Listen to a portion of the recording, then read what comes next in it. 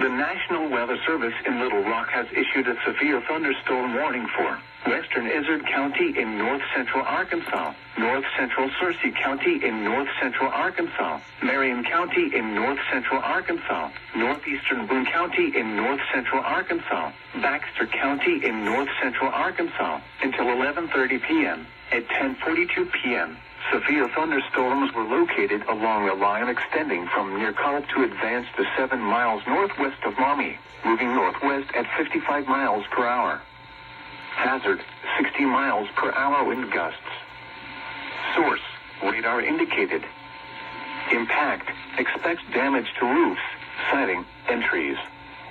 Locations impacted include Mountain Home, Bull Shoals, Yellville, Gassville, Flippin, Lakeview in Baxter County, Diamond City, Norfolk, Salesville, Lead Hill, Briarcliff, Arcawana, Lakeway, Bull Shoals State Park, Heron, Colfax, Advance, Cartney, Gulp, Norfolk Dam,